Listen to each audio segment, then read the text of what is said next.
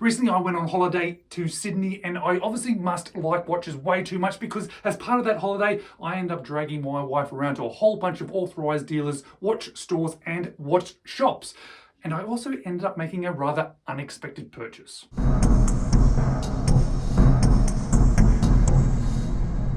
Hello, you're watching James. My name's James, you're watching me, and I am talking about watches. I'm talking about visiting a whole bunch of watch stores, watch shops, and authorised dealers in Sydney. I obviously do like watches because I end up making that part of my holiday over there. And Sydney has a whole bunch more options over there than where I live in Australia. And there was one store that really stood out to me. It was a place called Vintage Watch Co. And the reason it stood out to me was for a few different reasons. Firstly, it has a big variety of watches there. There's a whole section of new watches and from brands that I don't really get access to or even be able to see in real life normally, so that was very cool. But they also had a huge array and a variety of used watches, from reasonably budget affordable watches through to some really high-end watches. The second reason I really like this store is because the staff there allowed me to try on a whole bunch of watches, even watches that I knew that there was no way I was going to buy, including an Audemars Piguet, a vintage Rolex Submariner, a Panerai, an IWC, a whole bunch of awesome watches that I got to have some wrist experience with, or from brands that I probably wouldn't normally get wrist experience from. But there was one watch in that store that surprised me. One watch that I hadn't seen in real life before. One watch that had captured my attention before, but I had no actual real sort of desire or thoughts that I'd actually end up buying this watch. And that was the Accutron Spaceview 2020. And there's two reasons why I probably hadn't ever actually considered buying this one, even though I really liked it. Firstly was the price. It's a rather expensive watch. And secondly, it's a watch that you don't really get any hands-on experience with. And I'm not going to spend that sort of money on a watch without getting some hands-on experience with. But for this watch at this store, it was on special at a semi-reasonable price.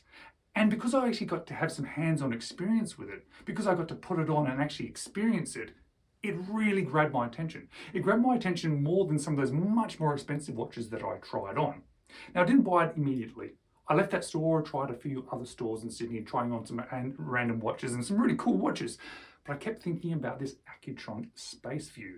I kept thinking that I really liked it and I might actually need to buy it. I might actually need to add this one to my collection. And there's quite a few reasons why it initially stood out to me. Why, when I actually got hands-on with it, that it really sort of grabbed my attention. Let me show you why. And when I tried this watch on for the first time, there were four things that stood out to me. It wasn't the packaging, however. I didn't actually see the packaging originally, but I have to say for a watch at this sort of price, it's okay, but I probably expected more from the packaging. Not that the packaging really makes much of a difference because it's just going to go into my drawer. You get some information there and you get it in a watch box, which looks like wood, but it's not actually wood, but it does present the watch nicely. What did stand out to me, however, is the movement. And that is actually the physical movement on the dial, not just the actual movement within it, the engineering of it. The engineering is definitely something that stood out to me about the sort of workings of this watch and something that really grabs my attention, but it's actually the physical movement. So you can see that these sort of are static generators, and if you move the watch, you'll see them spin and you get this really interesting sort of movement on the dial, and that's really cool. And then you got the movement of this little generator here, which is very, very cool. And I'm going to do a close-up shot now just to try and show you the other parts of the movement of this watch, because you'll see as that generator is now starting to move, you'll see the second hand is also starting to move, and you'll see that it is a clean sort of a continual sweep as well, which is cool. And you'll see that it's running a little bit slow because initially when it starts to move, when it starts to kick over and get going after the power saving mode, well, it does go slowly whilst it catches up to the actual time. And as soon as the time actually catches up with it, it then kicks off and it starts moving at full speed.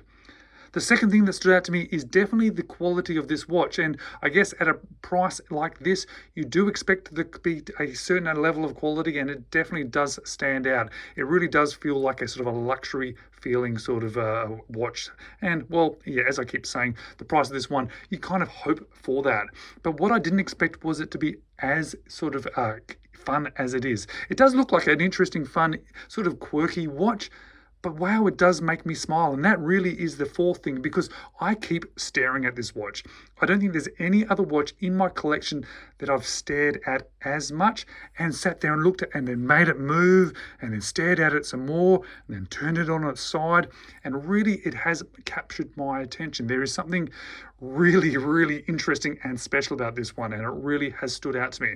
And I kind of thought perhaps at this sort of price that maybe that is a little bit sort of a waste of money. That it did come into my head. I thought, well, lots of money for like maybe sort of just a bit of a fun sort of thing. But it goes well beyond that. And I'm really glad that I ended up purchasing this one because it is something extra special and I love it. But let's just have a little quick look over it. This is just a first impressions of this one, just showing you that sort of a space view of the dial there. You can see all the inner workings of it. Has a mixture of sort of textures there. Obviously going to be sapphire crystal, bit of polishing, bit of brushing. Very cool case back. You can see it has a sort of a deployant clasp style, nice leather strap. Really cool, but it is a relatively big watch, and I guess that was something else that concerned me a little bit because I don't have a huge wrist. I've got a medium 17 centimeter wrist, but it has turned out to be something that wears really well, or at least I really like it. And I don't mind a slightly bigger watch, but it needs to still fit within my wrist. I don't want it sort of overhanging and looking weird. Definitely a thick watch, but again, the style of this one, it really sort of forgives things like that because this is something very different from the normal watches, very different from any other watch in my collection. And I'm so glad that I ended up purchasing it because it was a real scary moment because it's not something that I sort of considered buying. It's certainly a lot of money compared to any other watch that I've sort of ever considered buying or bought. But it has been something that's so interesting that I'm really interested to see long term how it settles into my collection and how often do I actually end up wearing it. And do I end up keeping it? I'm sure that I will because I wouldn't have spent this sort of money if that wasn't my intention.